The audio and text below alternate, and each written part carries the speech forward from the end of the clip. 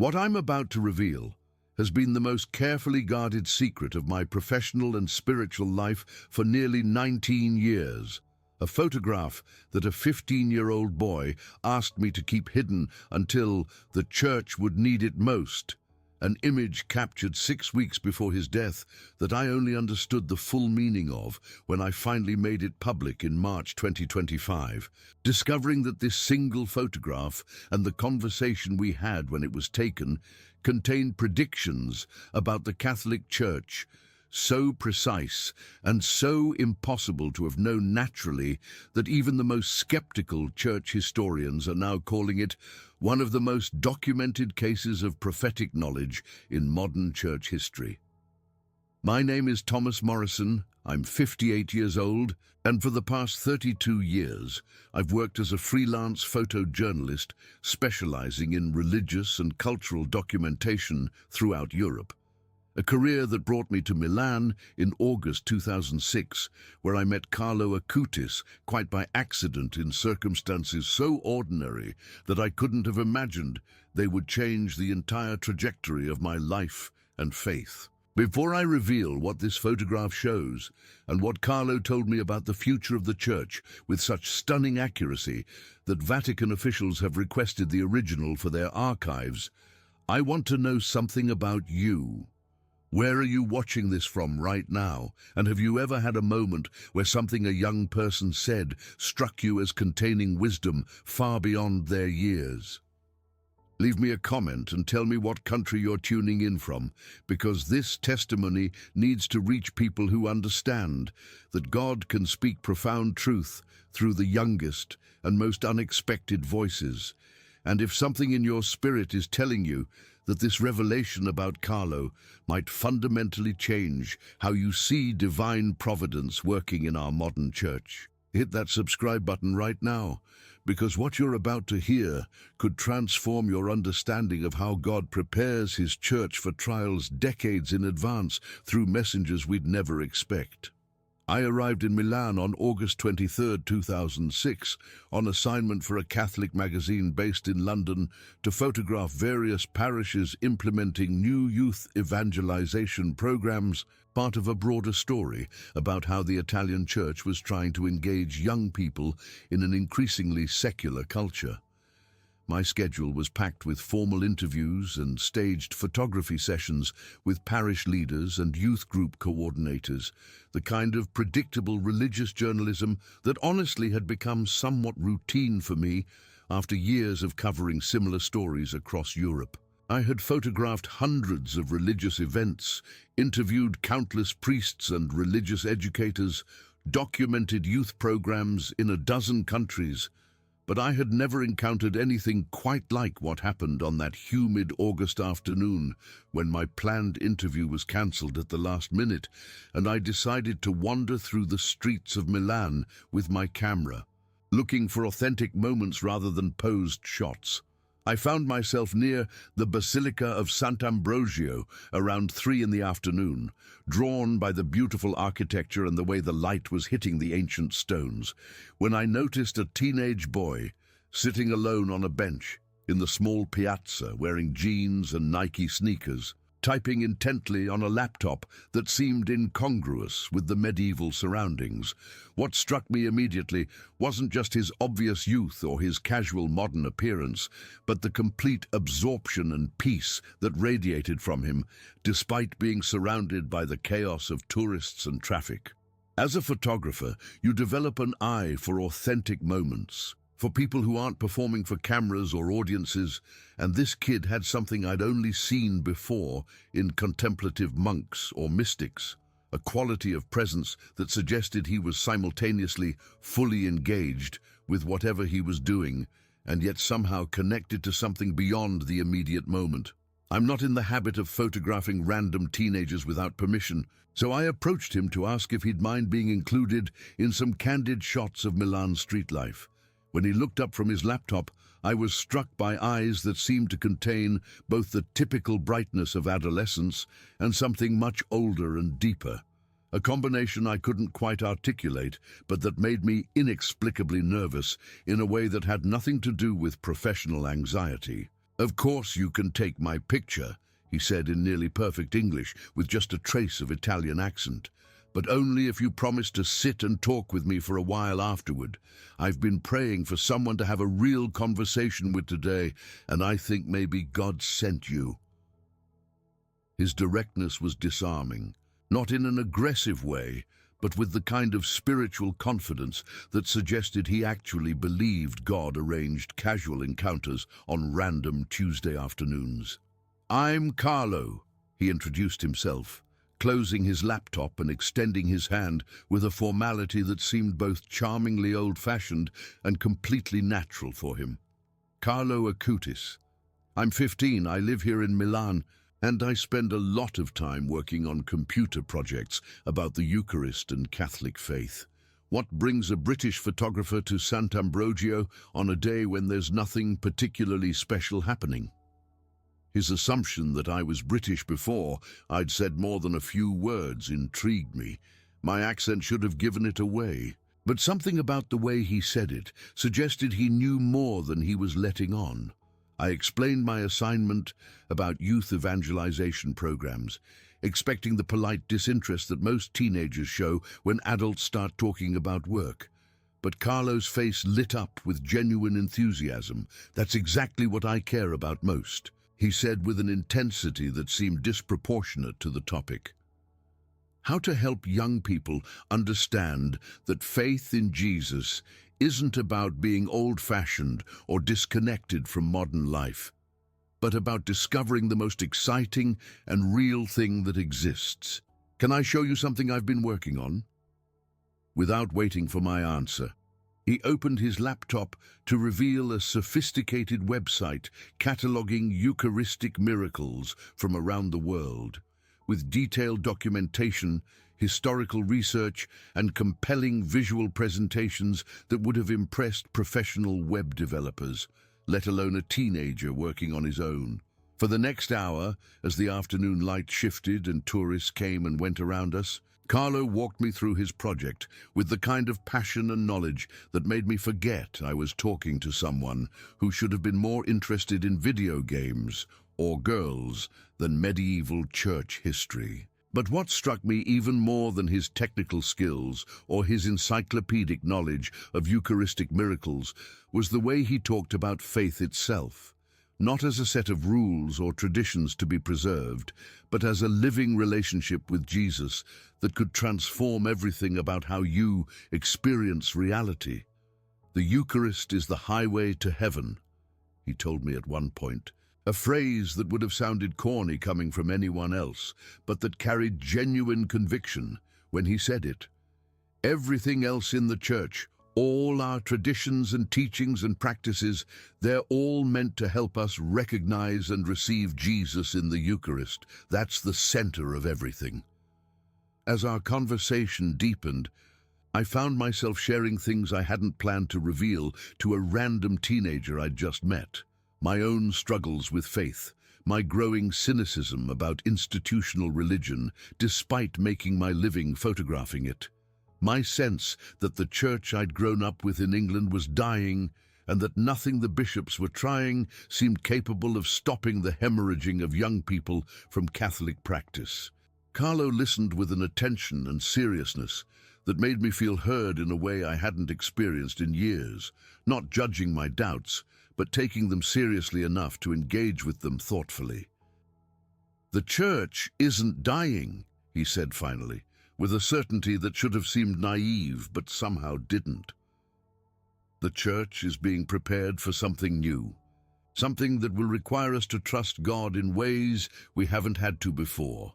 In the future, and I mean quite soon, within the next 15 or 20 years, there's going to be a time when the church will face a crisis unlike anything in recent history, a moment when it will seem like everything we've built is collapsing. But that crisis will actually be the moment when the church discovers again what's essential, when we'll be forced to rely completely on the Eucharist and on authentic faith rather than on structures and institutions and programs." The specificity of his prediction caught my attention, but what really struck me was the peace with which he said it. as if he were describing something he'd already seen rather than speculating about possible futures. I should have dismissed Carlo's words as the kind of apocalyptic thinking that sometimes attracts religious teenagers looking for drama and significance, but there was something in the way he spoke that prevented easy dismissal, a quality of first-hand knowledge rather than second-hand speculation that I recognized from interviewing genuine mystics and contemplatives over the years. "How can you be so sure about this future crisis?" I asked, trying to keep my skepticism respectful. "Are you just guessing based on current trends, or do you actually believe God has shown you something specific?" The directness of my question didn't seem to bother him at all. If anything, he looked relieved that I was taking him seriously enough to challenge him. "I'm not guessing," Carlo said simply, with no defensiveness or need to prove himself. "Jesus shows me things sometimes during my holy hours, during the time I spend in adoration in front of the Blessed Sacrament, not like visions with images necessarily, but more like knowledge that gets placed in my heart so clearly that I know it's not coming from my own thoughts. And what he's been showing me lately is that the church is going to go through a time when all the normal ways we've done things will be taken away suddenly, when we won't be able to gather in churches the way we're used to, when priests won't be able to celebrate Mass with congregations present the way we've done for centuries. It will feel like everything is falling apart, but actually, it will be the moment when we discover again that the church isn't buildings and programs and institutions. It's the real presence of Jesus in the Eucharist and in each other. The conversation had shifted into territory that made me uncomfortable as a journalist. Was this kid claiming to receive private revelations from God? But before I could formulate a diplomatic way to express my skepticism, Carlo seemed to read my thoughts. "I know how this sounds," he said with a slight smile. "I'm not claiming to be a prophet or anything special. I'm just a normal guy who happens to spend a lot of time with Jesus in the Eucharist, and sometimes he shares things with me that I think I'm supposed to pass along to people who need to hear them." "You needed to hear this today, Thomas. That's why I was praying for someone to talk to, and that's why you decided to come to this piazza instead of wherever else you'd planned to be." Dulce, the fact that I hadn't told him my name yet, sent a small chill down my spine, but Carlo didn't seem to notice my reaction as he continued. "Can I ask you to do something for me? I want you to take a photograph of me right now, right here, with my laptop and the basilica in the background. But I don't want you to show this photograph to anyone or publish it anywhere until the time comes when you'll understand why it matters. You'll know when that moment is. It will be so obvious that you won't have any doubt. When that time comes, I want you to make this photograph public and tell people about our conversation today, about what I told you concerning the future crisis and how the church would survive it. Will you promise me that?" The request was strange enough that I should have refused or at least asked for more explanation, but something in the moment made me simply nod and agree. I spent the next 20 minutes photographing Carlo from various angles, but there was one shot in particular that seemed to capture something I couldn't quite articulate at the time. Him sitting on the bench with his laptop, the ancient basilica rising behind him, his face showing both complete ordinariness and extraordinary peace, modern technology and ancient faith coexisting naturally in a single frame. When I reviewed the images on my camera's screen, Carlo looked at them seriously and pointed to that specific shot. "That's the one," he said with certainty. "That's the photograph you'll need to share when the time comes. Keep it safe, and remember what I told you about the church's future." We exchanged contact information before parting that afternoon, and Carlo mentioned casually that he'd been dealing with some health issues, but was trusting God with whatever happened. "If something happens to me," he said in a tone that should have alarmed me more than it did at the time, "don't be sad for too long. Just remember our conversation and keep that photograph until it's needed." Then he smiled with genuine warmth, told me he'd pray for me, and walked away toward the basilica, his Nike sneakers and casual jeans making him look like any other Italian teenager heading home from an ordinary afternoon. I continued my assignment in Milan for another week, photographing youth programs and interviewing parish coordinators. But I kept thinking about my conversation with Carlo and feeling unsettled by the specificity of his predictions about the church's future. I tried to contact him several times to arrange another meeting, curious to learn more about this unusual 15-year-old who seemed to combine sophisticated technological skills with profound spiritual maturity. But his phone went straight to voicemail and my emails went unanswered. I assumed he'd simply lost interest in continuing our acquaintance, disappointed that I hadn't been more immediately receptive to his religious enthusiasm. It wasn't until I returned to London in early September that I received an email from someone identifying herself as Antonia Acutis, Carlo's mother, informing me that Carlo had been hospitalized with acute leukemia and asking if I would pray for him. The email included a photo of Carlo in a hospital bed, still smiling despite obvious illness, and mentioned that he had specifically asked his mother to contact the British photographer I met at Sant'Ambrogio to let me know what was happening. The shock of learning that the vibrant, healthy-looking teenager I'd met just weeks earlier was now fighting for his life left me reeling with guilt and confusion. Why hadn't he mentioned being seriously ill when we talked? Had he already known his time was short when he asked me to keep that photograph? I immediately wrote back offering prayers and asking if I could visit. But Antonia's response explained that Carlo's condition was deteriorating rapidly and that he was spending most of his time unconscious or in intense pain. He wanted me to tell you specifically that you should remember what he told you about the church, her email said. He mentioned several times that you would understand eventually why your conversation was important, and that you shouldn't worry about him because he's ready for whatever God wants. The matter-of-fact peace in her words, mirroring the peace I'd observed in Carlo himself, suggested a family that had genuinely prepared for this possibility in a way I couldn't comprehend. Carlo Acutis died on October 12, 2006, just 7 weeks after our conversation in the piazza, and I attended his funeral in Milan, along with hundreds of other people whose lives he had touched during his brief 15 years.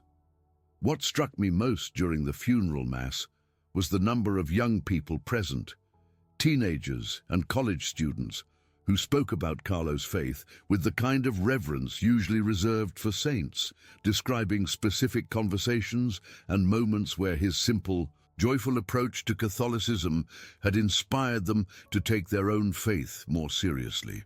Several mentioned his website about Eucharistic miracles, and one girl tearfully described how Carlo had convinced her to start attending daily Mass by simply inviting her and showing her through his own example that it wasn't weird or boring but genuinely life-changing. Standing in that church, looking at the casket of a 15-year-old boy I'd met only once, but who had somehow seen into my spiritual struggles with unsettling accuracy, I made a decision that would shape the next 19 years of my life. I would keep that photograph private exactly as Carlo had requested, waiting for the moment when I would understand why it mattered. And I would spend the intervening time investigating whether this kid had actually possessed some kind of prophetic knowledge, or whether I was projecting meaning onto coincidental words spoken by a dying teenager trying to make sense of his own mortality. Now, before I tell you what happened when I finally made that photograph public in 2025 and how Carlo's predictions about the church proved to be impossibly devastatingly accurate, I need you to do something. If this story is already giving you chills, if something about Carlo's combination of ordinariness and extraordinary spiritual maturity is resonating with your own experience or hunger for authentic faith, don't wait until the end to act. Hit that subscribe button right now, because what comes next will show you exactly how God prepares his church for trials we can't imagine through instruments we'd never expect. And in the comments below, tell me, have you ever had a conversation with someone much younger than you that contained wisdom you desperately needed to hear? Your story might be exactly what another person watching needs to hear today, to recognize that God is still speaking through unexpected voices. The years immediately following Carlo's death were marked by my increasingly obsessive research into everything I could learn about his short life, driven by a combination of journalistic curiosity and genuine spiritual hunger that I was only beginning to acknowledge to myself. I interviewed dozens of people who had known him, classmates, teachers, family members, priests, volunteers at the soup kitchen where he'd served regularly, and every conversation reinforced the same basic portrait of a teenager who had somehow managed to live with complete consistency between his stated beliefs and his actual behavior in a way that made other people uncomfortable precisely because it revealed their own compromises and inconsistencies. His computer science teacher at school, Professor Giuliana Marchetti, told me that Carlo had often stayed after class to help her understand programming concepts she was struggling to teach, never making her feel inadequate, but simply sharing his knowledge with genuine generosity.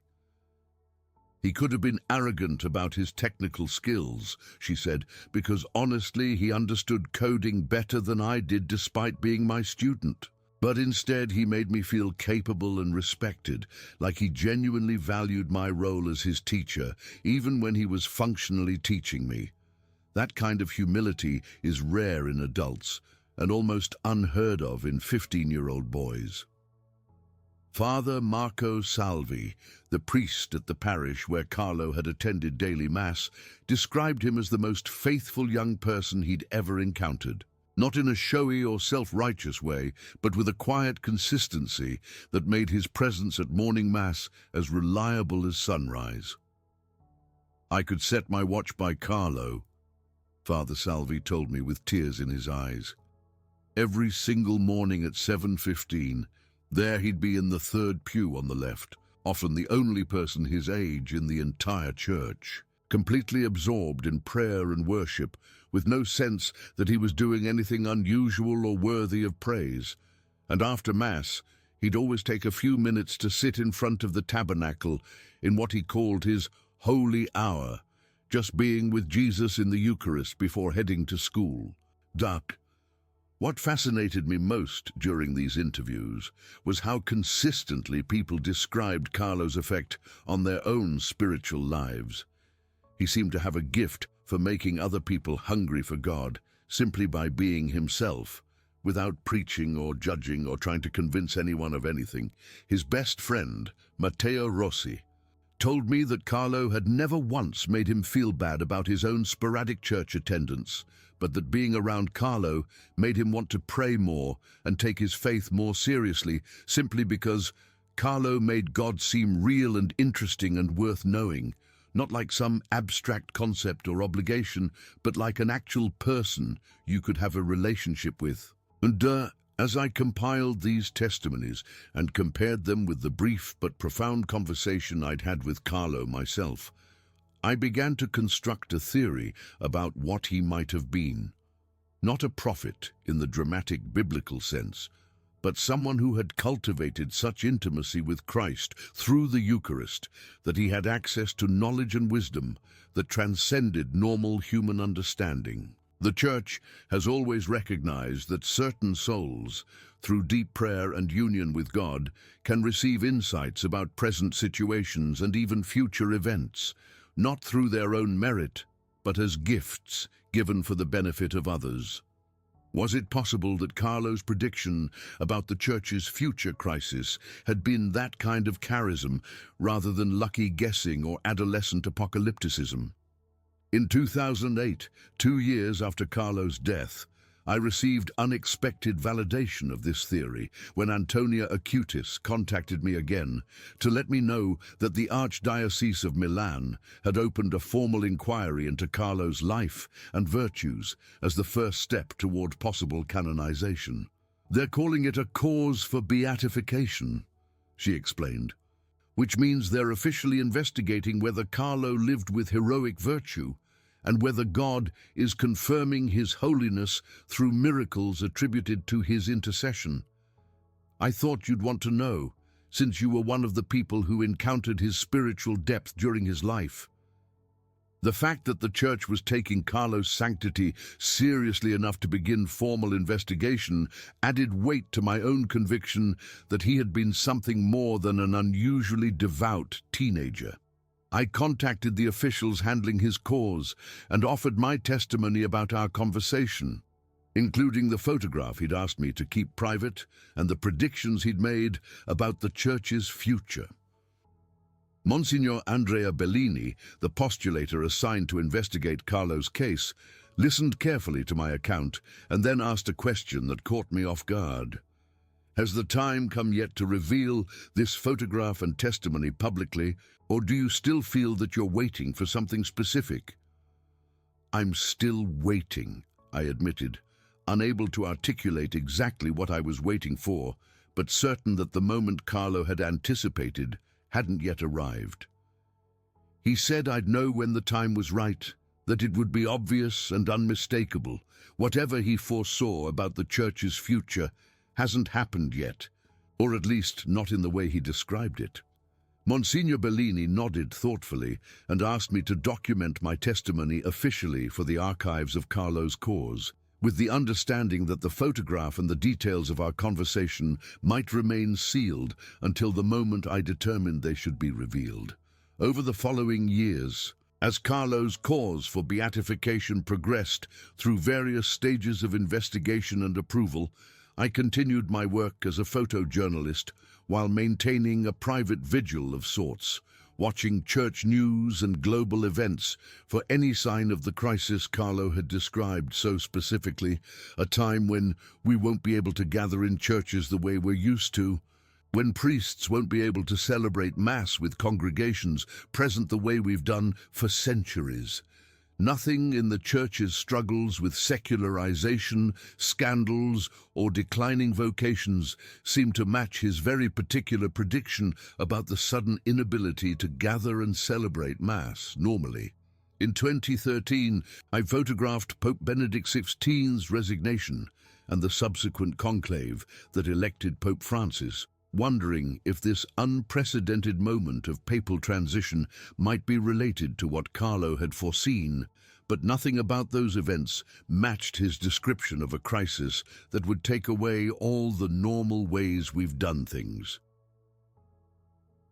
The Church continued functioning, Masses continued being celebrated, and while there were certainly challenges and controversies, there was no sudden disruption of the kind Carlo had so clearly anticipated.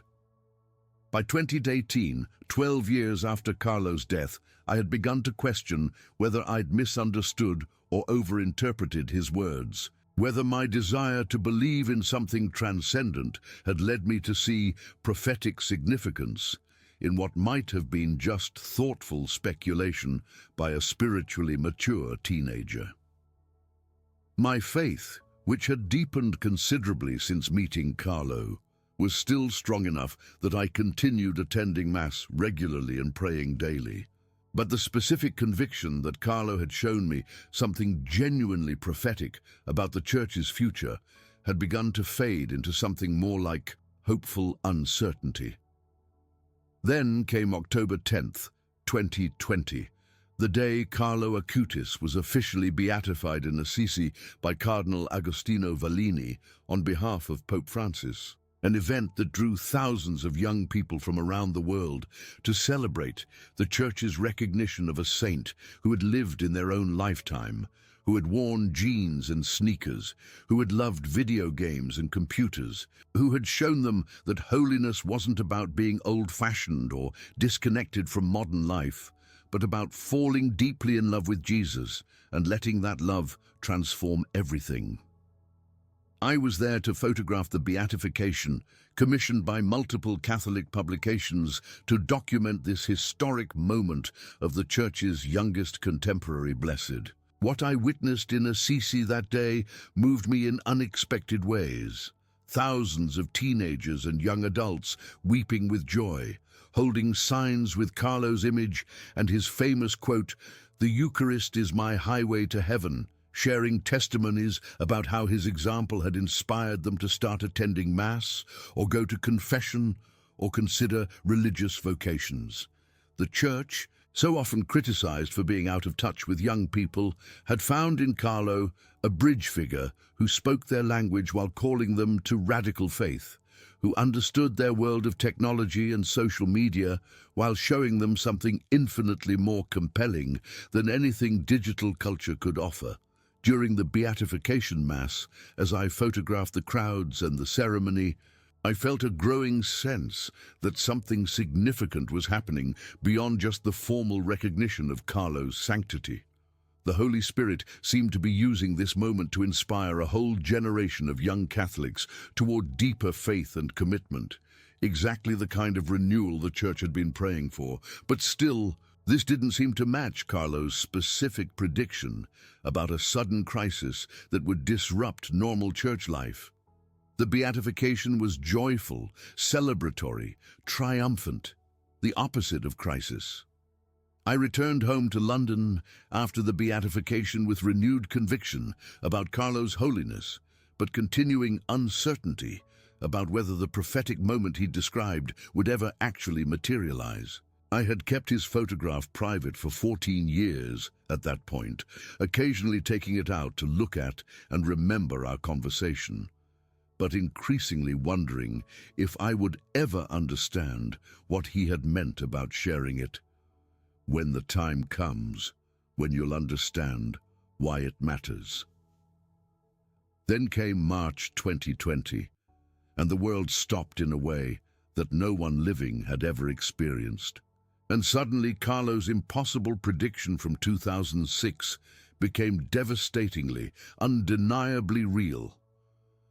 When Italy became the first Western country to implement a nationwide lockdown in response to the COVID-19 pandemic, when churches throughout the Catholic world began closing their doors to public worship for the first time in centuries, when priests found themselves celebrating Mass alone in empty sanctuaries, while their congregations watched from home through live streams and broadcasts, I remembered with shocking clarity every word Carlo had said to me 14 years earlier. There's going to be a time when the Church will face a crisis unlike anything in recent history, when we won't be able to gather in churches the way we're used to, when priests won't be able to celebrate Mass with congregations present the way we've done for centuries. The specificity was impossible to dismiss as coincidence or lucky guessing. Carlo had described with precise accuracy a situation that wouldn't occur until 14 years after his death. A global crisis that would force the Church to suspend public masses and sacramental life in a way that had never happened even during world wars or plagues in living memory. How could a 15-year-old boy in 2006 have known that such a thing would happen? There was no pandemic threatening when we had our conversation, no reason to anticipate that governments would someday order churches closed and forbid public gatherings for worship. Even the most pessimistic observers of church-state relations wouldn't have predicted such a scenario. But what struck me even more powerfully than the accuracy of Carlo's prediction about what would happen was the accuracy of his prediction about what the crisis would mean. His insistence that this moment, which would feel like everything was collapsing, would actually be the moment when the Church discovers again what's essential, when we'll be forced to rely completely on the Eucharist and on authentic faith rather than on structures and institutions and programs. During those early months of lockdown, as Catholics worldwide grappled with the unprecedented absence of public Mass and sacraments, I watched exactly this dynamic unfold in countless personal testimonies and experiences. People who had taken the Eucharist for granted, who had attended Mass casually or sporadically without much thought, suddenly discovered an intense hunger for the sacrament they couldn't receive. Priests who had functioned as administrators and program directors rediscovered their fundamental identity as men ordained to confect the Eucharist. Standing at empty altars and offering Mass for congregations they couldn't see but knew were united with them spiritually. The crisis stripped away all the peripheral activities and structures that had sometimes obscured the Church's essential nature, forcing everyone to confront the question, what is the Church, when you remove the buildings, the programs, the social gatherings, the institutional machinery?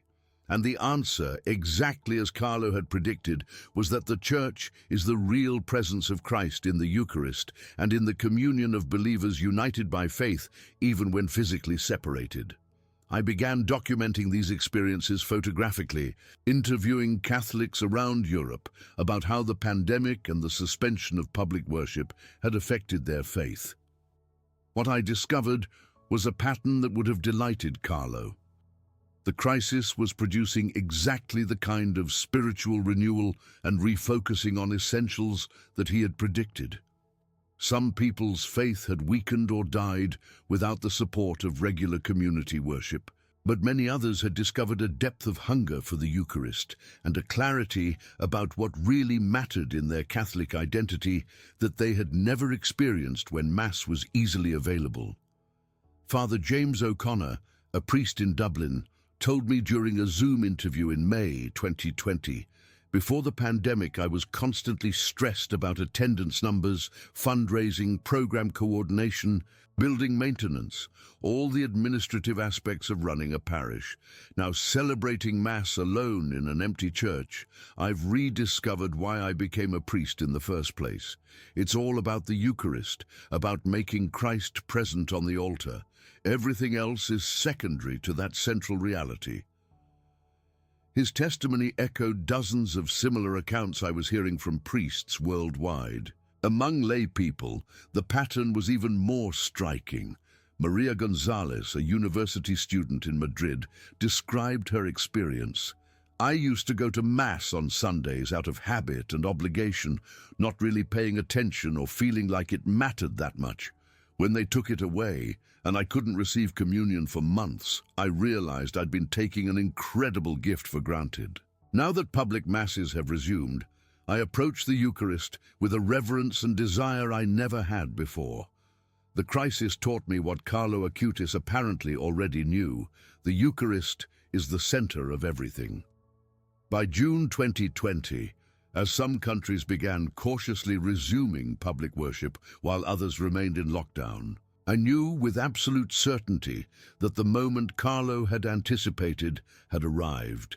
His prediction about the Church's crisis had been fulfilled with impossible accuracy, and more importantly, his prediction about what that crisis would accomplish spiritually was also proving true. The time had come to reveal the photograph and share the full story of our conversation, not as a way to say, "I told you so," but as a testimony to Carlo's prophetic insight and to encourage Catholics grappling with the ongoing pandemic that this crisis, painful as it was, had been foreseen and had a purpose in God's plan for his Church. I contacted Monsignor Bellini, who was still serving as postulator for Carlo's cause even after the beatification, and explained that I believed the time had come to make public the testimony and photograph I'd been holding for 14 years. He responded with remarkable news. "Thomas, you're not the only one. We've been receiving testimonies from multiple people who say Carlo told them specific things about the future that have now come to pass during this pandemic. It seems he had prophetic knowledge about this crisis that he shared with various people during his final months, always with instructions not to reveal it until the moment of fulfillment. The Congregation for the Causes of Saints is very interested in documenting all of these testimonies. Over the following weeks, I connected with 7 other people who had known Carlo and had received similar prophetic words from him about the church's future. A nun who said he'd told her that someday soon the church would have to learn to evangelize primarily through digital means rather than in-person gatherings. A youth minister who remembered Carlo predicting that a global health crisis would force Catholics to appreciate the sacraments they'd been taking for granted. A computer programmer who recalled Carlo saying that the future church would need to develop strong online community and spiritual formation resources to reach people who couldn't gather physically. Each of these testimonies, documented independently and held private for years until the pandemic made their relevance unmistakable, pointed to the same conclusion. Carlo Acutis, in the final months of his life, had received genuine prophetic knowledge about a specific future crisis that would transform the Church's understanding of its own essence and mission. The convergence of these separate accounts, combined with the impossible specificity of their fulfillment, made coincidence or natural prediction untenable as explanations. What Carlo had told me about being shown things during his holy hours, about receiving knowledge placed in his heart during adoration that didn't come from his own thoughts, now seemed not just plausible, but the only adequate explanation for how a 15-year-old in 2006 could have described with precision what would happen to the worldwide church in 2020. He had genuinely been receiving communication from Christ about the future, not for his own benefit, but to prepare and encourage the church for trials that couldn't be naturally anticipated. In September 2020, I published my first article about my encounter with Carlo and his prediction about the pandemic's impact on the church, including the photograph he'd asked me to keep private for when the time comes. The response was overwhelming. Within days, the article had been shared hundreds of thousands of times across Catholic social media, translated into multiple languages, and picked up by major Catholic news outlets worldwide.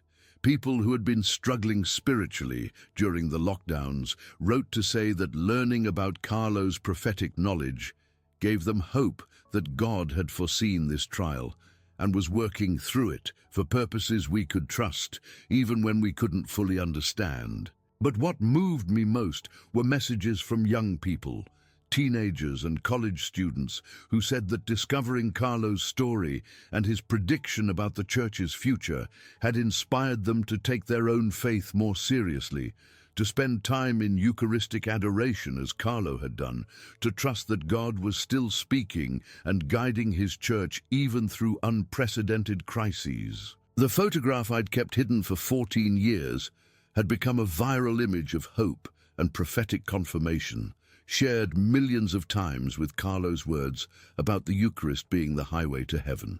What I couldn't have anticipated when I finally made Carlo's photograph and prediction public was how it would become a catalyst for revealing the full extent of his prophetic insights about not just the pandemic, but the specific ways the Church would need to adapt and respond in its aftermath. In October 2020, just weeks after my article was published, and on the very month of Carlo's beatification, I received a phone call from Antonia Acutis that would lead to discoveries even more extraordinary than what I'd already uncovered. "Thomas," she said, her voice carrying both excitement and something like trepidation, "there's something I need to show you that I've kept private even from most of Carlo's cause investigators. After he died, I found a folder on his computer labeled For the Church of the Future, filled with documents and notes he'd been working on during his final weeks.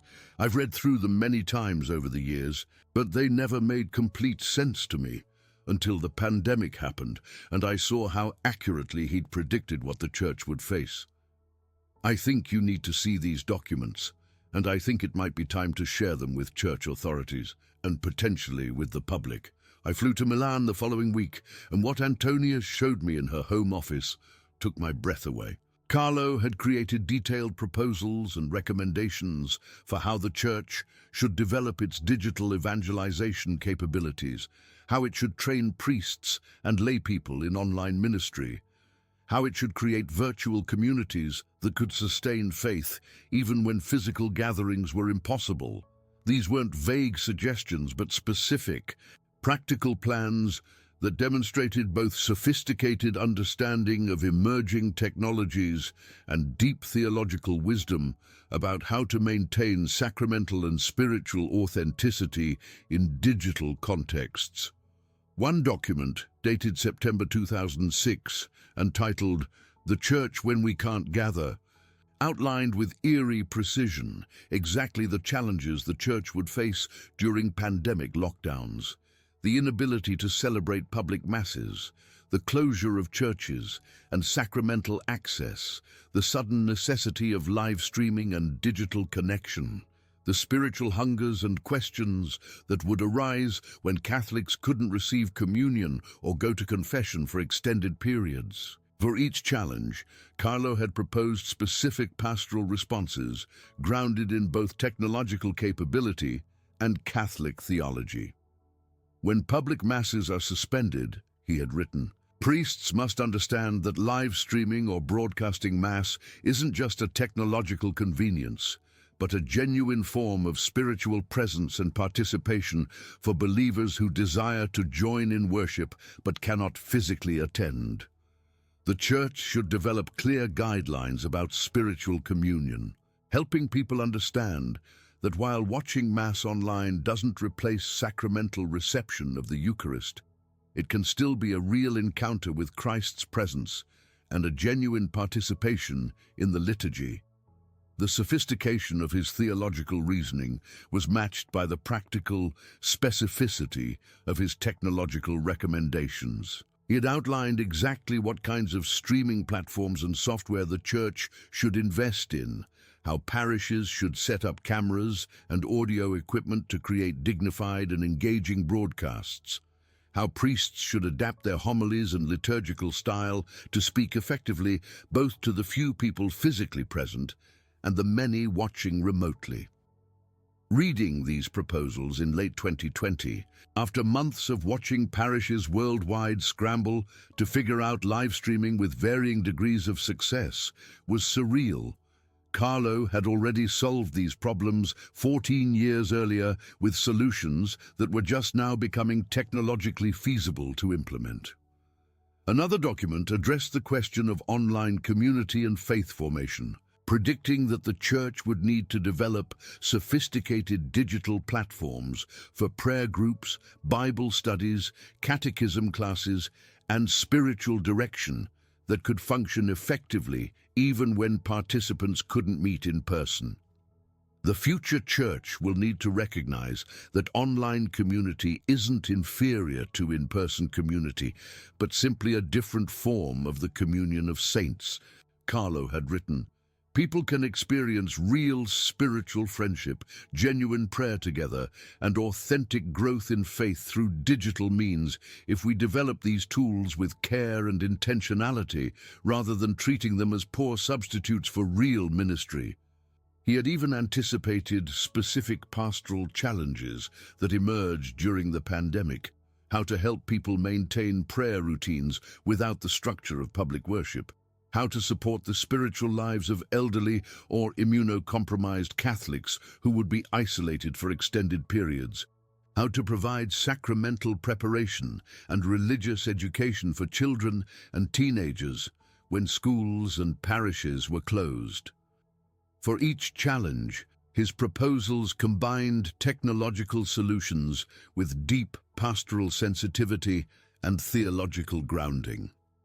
But perhaps the most prophetic document was titled The Church After the Crisis, which outlined Carlo's vision for how the pandemic experience should permanently transform the Church's approach to evangelization and pastoral care.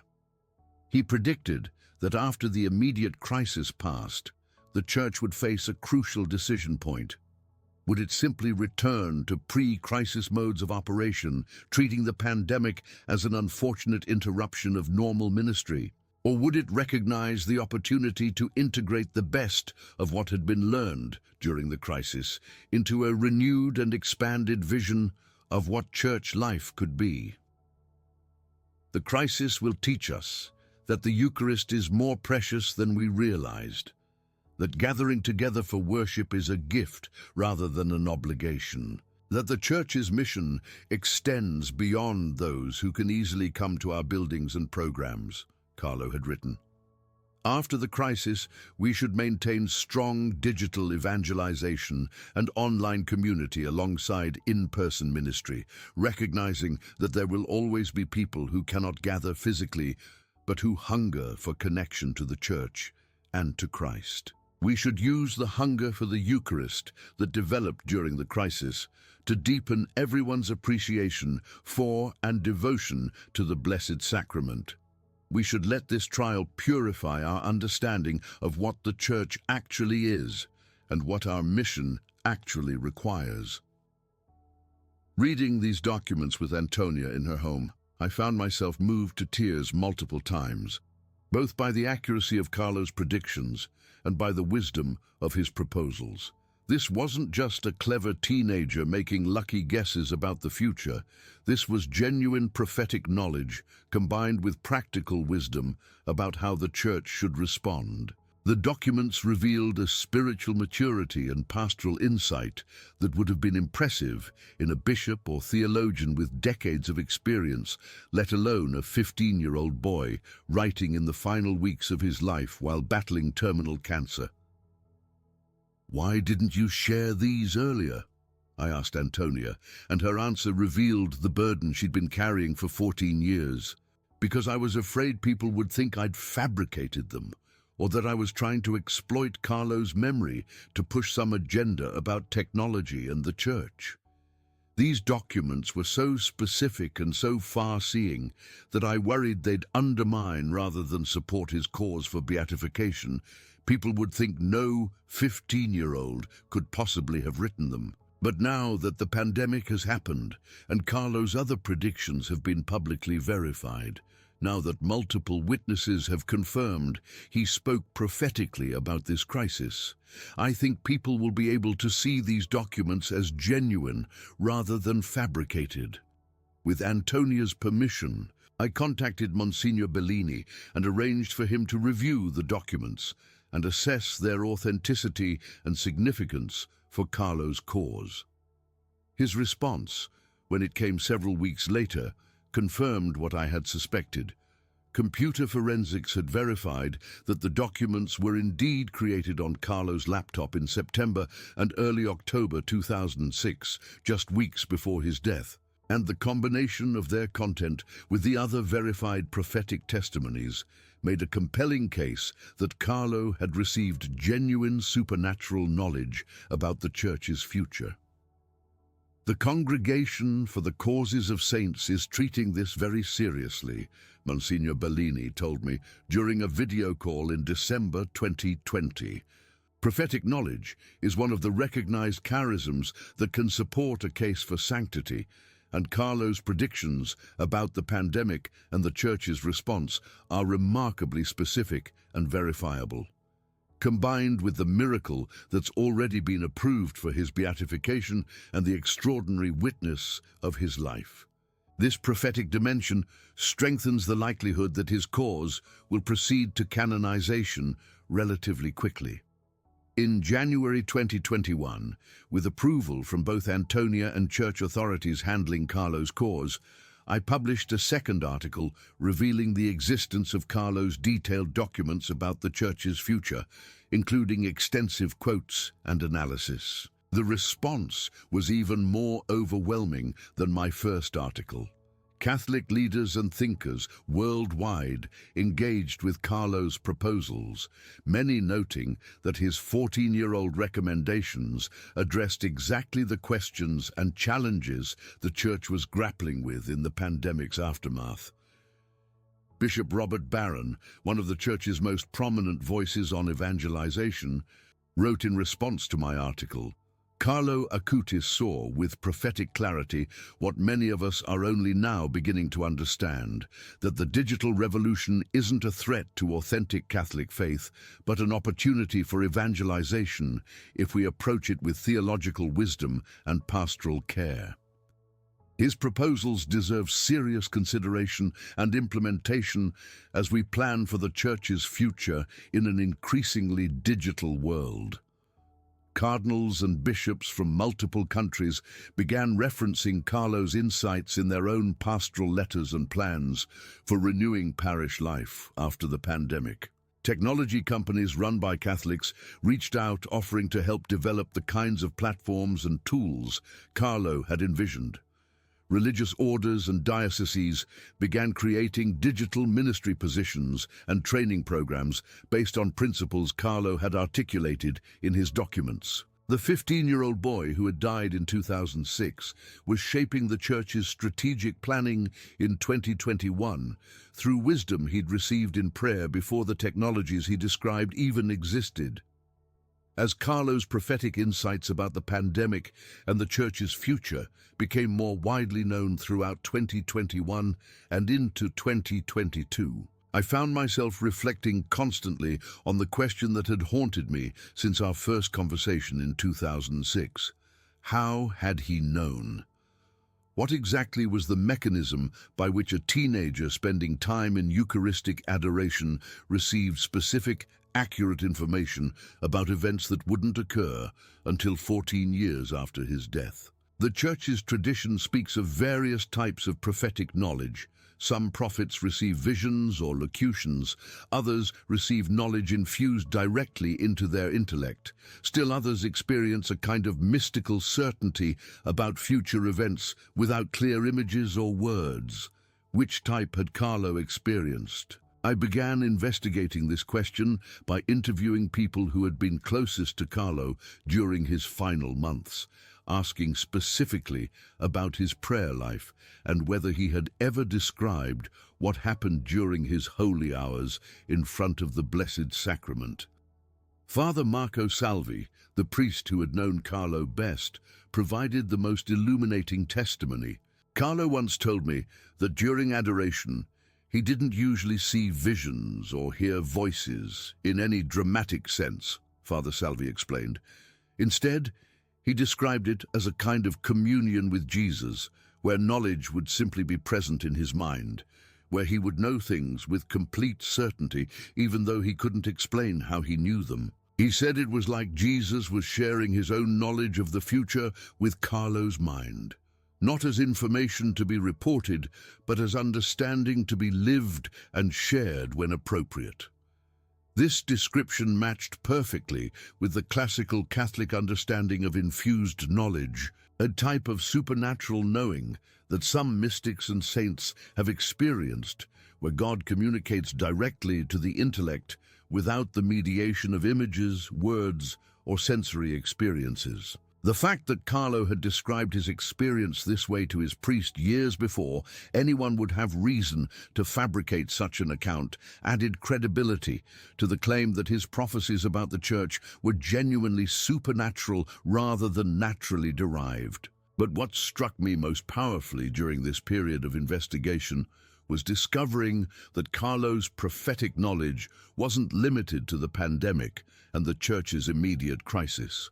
He had also made predictions about longer-term developments in the Church that were only beginning to unfold in 2022 and beyond. In one of the documents Antonia had shown me, Carlo had written about what he called the generation of Eucharistic revival, predicting that the pandemic's forced separation from the sacraments would spark a movement of young Catholics who would become passionate about Eucharistic adoration and devotion in ways previous generations hadn't been. After the crisis passes and people can receive communion again, he had written in late 2006, there will be a generation of young people who won't take the Eucharist for granted, the way older generations sometimes did. They'll have experienced the pain of being separated from the sacrament, and that pain will transform into passionate love and devotion.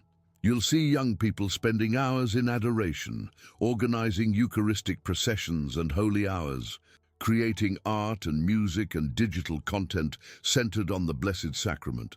They'll understand in their bones what I've been trying to tell people through my website. The Eucharist really is the highway to heaven, and everything else in life has to be oriented around that central reality.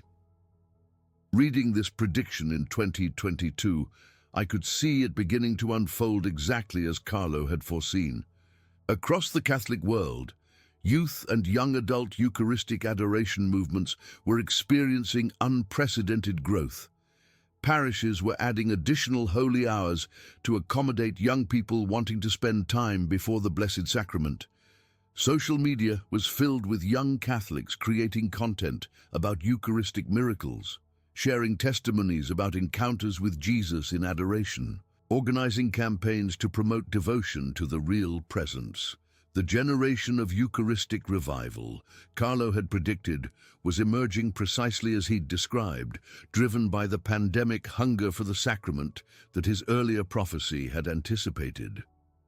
In June 2022, the United States Conference of Catholic Bishops launched a 3-year National Eucharistic Revival Initiative designed to renew Catholic faith in and devotion to the real presence of Jesus in the Eucharist, explicitly citing the pandemic experience and the hunger for the sacrament it had created as the primary motivation for the program. When I interviewed Bishop Andrew Cozzens, one of the revival's principal architects, about whether Carlo Acutis's prophetic insights had influenced the initiative's design, his answer was striking.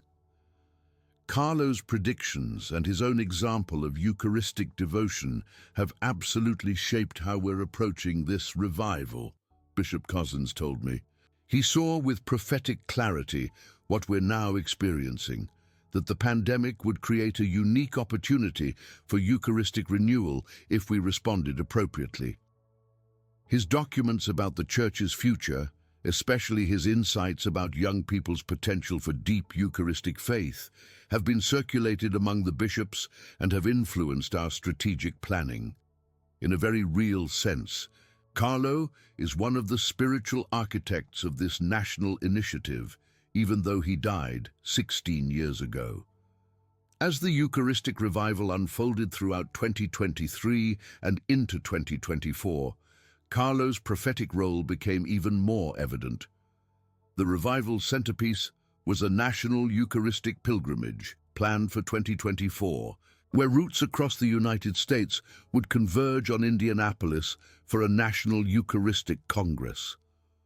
Organizers explicitly invoked Carlo as a patron and model for the revival, using his image and his quotes in promotional materials and encouraging young people especially to follow his example of passionate Eucharistic devotion. In July 2024, I attended the National Eucharistic Congress in Indianapolis, where over 50,000 Catholics gathered, the majority of them young people, for what many described as the most significant Catholic event in the United States in decades. The atmosphere was electric with faith and enthusiasm, and Carlo's presence was everywhere, his image on banners and programs, his quotes referenced in talks and testimonies, young people wearing T-shirts with his picture and his motto about the Eucharist being the highway to heaven. During the Congress's opening Mass, Cardinal Christophe Pierre, the papal nuncio to the United States, explicitly referenced Carlo's prophetic knowledge about the Eucharistic renewal that would follow the pandemic. Blessed Carlo Acutis saw what we are experiencing here today, he preached.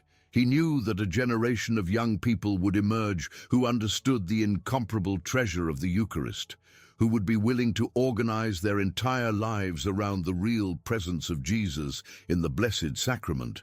What we witness in this stadium today is the fulfillment of his prophecy, the generation of Eucharistic revival he foresaw nearly 20 years ago. Photographing that Congress and witnessing tens of thousands of young people processing through the streets of Indianapolis in Eucharistic adoration, weeping with joy before the monstrance, committing themselves to lives of deeper devotion to the Blessed Sacrament, I felt I was witnessing the culmination of something Carlo had seen in prayer during his holy hours in 2006. The specific details might have been impossible to predict naturally, No one in 2006 could have foreseen a pandemic that would close churches, a hunger for the Eucharist that would result from that closure, and a massive revival movement that would emerge in response. But Carlo had seen it all, had written about it specifically, and had even outlined how the church should nurture and guide this renewal. The miracle was not just that he had known these things would happen, but that his knowing was itself part of God's providence in preparing the church to respond appropriately when they did. By leaving behind documents and prophecies that could be verified and shared at the right moments, Carlo had given the church the gift of divine confirmation that this crisis and this renewal were not accidents or mere historical circumstances, but part of God's plan for purifying and strengthening his church. In September 2024, Pope Francis announced that Carlo Acutis would be canonized as a saint in April 2025. Making him the first millennial saint and the youngest contemporary saint in the Church's history. The announcement cited not only the verified miracles attributed to Carlo's intercession, but also the prophetic charism evident in his accurate predictions about the Church's future, particularly regarding the pandemic crisis and the subsequent Eucharistic renewal. The Church was officially recognizing what I had discovered through years of investigation. Carlo had genuinely received supernatural knowledge about the future, knowledge given not for his own benefit, but to encourage and guide the Church through trials he wouldn't live to see himself. Today, as I write this testimony in March 2025, just weeks before Carlo will be declared a saint, I can reflect on nearly 19 years of living with the knowledge that a 15-year-old boy saw the future of the Church with impossible clarity and chose to share that knowledge with me in ways that would transform my own faith and understanding of divine providence. The photograph I kept hidden for 14 years has now been viewed by millions of people worldwide, becoming an iconic image of prophetic hope and divine preparation.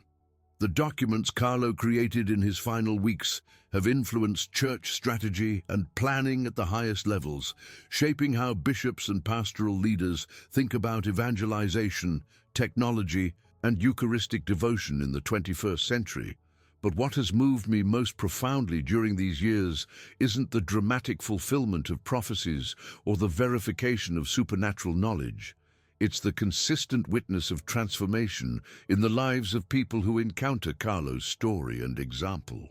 I've interviewed hundreds of young people over these years who say that learning about Carlo inspired them to deepen their own faith, to spend time in Eucharistic adoration, to take seriously the possibility that God wants to communicate with them personally and use them for his purposes. Many have shared testimonies of experiencing their own moments of prophetic insight or supernatural knowledge during prayer, not at Carlo's level of specificity and accuracy, but genuine enough to convince them that God still speaks and guides his people through direct communication. Maria Santos, a 23-year-old from Portugal, told me her story in 2023. I was basically an atheist when I first heard about Carlo Acutis and his predictions about the pandemic. I thought it was probably fabricated or exaggerated, so I started investigating to debunk it. But the more I researched, the more undeniable the evidence became that he really had known things he couldn't have naturally known. That forced me to take seriously the possibility that God exists and communicates with people. I started going to Mass just to investigate further, and during one Mass, I felt this overwhelming sense of Jesus' presence that I couldn't explain or deny. Long story short, I was baptized last year, and I'm now in formation to become a consecrated religious sister. Carlo's prophecy didn't just predict the Church's future, it completely changed my future. Stories like Maria's have convinced me that the ultimate purpose of Carlo's prophetic knowledge wasn't just to prepare the Church institutionally for the pandemic and its aftermath, but to inspire individual souls to recognize that God is real, active, and intimately involved in human history and in their own lives. The specificity and verifiability of Carlo's predictions served as a kind of divine signature, a way for God to say, I see the future, I'm orchestrating events according to my purposes, and I communicate with my people to prepare them for what's coming. That message has been powerfully evangelistic, drawing skeptics and seekers toward faith by demonstrating that Christianity isn't just a set of moral teachings or philosophical ideas, but a relationship with a living God who knows and reveals the future. My own faith has been transformed by these years of living with Carlo's prophetic witness. When I met him in 2006, I was a cultural Catholic going through the motions, photographing religious events without being deeply invested in their spiritual significance, struggling with doubts and cynicism about institutional religion. Carlo's combination of ordinariness and extraordinary spiritual depth challenged my assumptions about what holiness looks like and where wisdom can be found. His accurate predictions about the Church's future forced me to take seriously the reality of supernatural knowledge and divine providence in ways my comfortable skepticism had resisted. Over these 19 years, I've developed a daily practice of Eucharistic adoration, trying to follow Carlo's example of spending time with Jesus in the Blessed Sacrament. I can't claim to receive the kind of prophetic knowledge Carlo experienced, but I have learned what he tried to teach me in our first conversation, that the Eucharist really is the center of everything, that spending time in Jesus' presence really does transform how you see and experience reality, that God really does communicate with people who make themselves available to listen. My prayer life has gone from sporadic and dutiful to consistent and genuine, not because I've mastered some spiritual technique, but because encountering Carlo's witness convinced me that the relationship with Christ he described was real and available. My work as a photojournalist has also been completely reoriented by this experience. Instead of treating religious events as just another assignment category, I now approach every Catholic story I cover as an opportunity to document how God is working in the world, how the Holy Spirit is moving in individual lives and in the Church as a whole. I've become particularly focused on photographing and interviewing young Catholics who are part of the Eucharistic revival Carlo predicted, telling their stories of conversion and renewal and deep devotion to the real presence. Each story I document feels like a small confirmation of Carlo's prophecy, another piece of evidence that what he saw in prayer is continuing to unfold exactly as he described. In February 2025, I returned to Milan for the first time since Carlo's funeral in 2006, specifically to visit the exact spot where we had our conversation at Sant'Ambrogio. Standing in that piazza again, I could almost see him sitting on the bench with his laptop, feel the presence and peace that had radiated from him, hear his voice telling me about the Church's future with impossible certainty. The bench is now marked with a small plaque commemorating our encounter, installed by the city after my articles about Carlo's prophecy made the location significant in his story. As I stood there photographing the bench and the basilica and the ordinary busy life of the piazza continuing around these sacred spaces, a teenage girl approached me and asked in English if I was the photographer who had met Carlo there. When I confirmed I was, she started crying and told me her story. She was from England originally, had been struggling with depression and suicidal thoughts, had discovered Carlo's story online and decided to visit Milan to see where he had lived and died.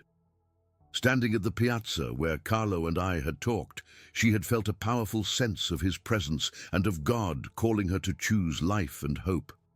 "He saved me," she said simply. "Not just his intercession, but his example, his proof that God is real and speaks to people and has a purpose for our lives. I'm going home to London to get help and to start living for something beyond myself."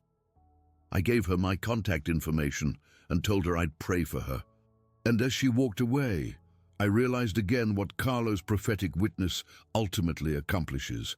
Not just accurate predictions about future events, but transformation in the present.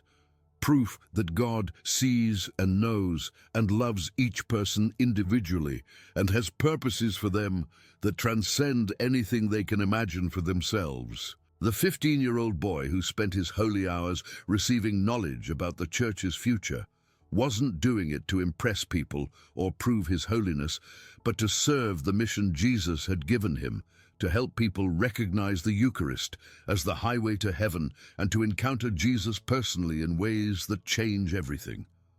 When Carlo is canonized next month in Rome, I'll be there to photograph the ceremony, along with what organizers expect will be the largest gathering of young people for a canonization in modern church history. Pope Francis has indicated he'll use the occasion to promulgate a new apostolic exhortation on youth evangelization and the digital age, drawing extensively on Carlo's example and his prophetic insights about the Church's future. The 15-year-old saint will be officially recognized not just for his personal holiness, but for his role as a prophet and guide who saw the Church's path through crisis toward renewal. But for me personally, beyond all the official recognition and public impact, Carlo will always be the kid on the bench who saw through my cynicism to the faith struggling underneath, who shared his vision of the Church's future with confident peace, who asked me to keep a photograph until the time was right, who taught me through his brief life and accurate prophecies that God is infinitely more involved in human history and individual lives than my comfortable skepticism wanted to admit. Meeting him for one afternoon changed the entire trajectory of my life, and living with his prophetic witness for 19 years has been the greatest privilege and responsibility of my career. If Carlo's story has moved you, if something about his combination of ordinariness and prophetic knowledge resonates with your own hunger for authentic faith, don't let this moment pass without acting. Subscribe to this channel right now because I'll be sharing more testimonies from people whose lives were transformed by encountering Carlo Acutis, including exclusive interviews I've conducted with those who knew him personally and those who have experienced his intercession. In the comments below, tell me, has this testimony changed how you think about the Eucharist, about prophecy, about God's involvement in our modern world? Your reflection might be exactly what another viewer needs to hear today to take their own faith journey seriously. And if you're feeling called to follow Carlo's example in any way, to spend time in Eucharistic adoration, to trust that God might want to communicate with you personally, to live your faith with the same joyful authenticity that made Carlo so compelling, start today. Don't wait for some perfect moment or some dramatic sign. Just do what Carlo did. Go spend time with Jesus in the Blessed Sacrament and see what happens. The Church needs more people who are willing to listen for God's voice and to act on what they hear. More people who understand that the Eucharist really is the highway to heaven and that everything else in life has to be oriented around that central truth. Carlo Acutis saw the future of the Church with impossible clarity because he spent his present in communion with Jesus, the one who holds all futures in his hands. His prophecies have been fulfilled, his sanctity has been recognized, but his most important message remains the same simple truth he tried to share with everyone he met. The Eucharist is everything. And if you make time to be with Jesus, really present in the Blessed Sacrament, your whole life will be transformed in ways you can't imagine. That was true when he told me in 2006. It was true during the pandemic crisis he predicted, and it remains true today as we prepare to celebrate him as St. Carlo Acutis, prophet and guide for the Church of the 21st century.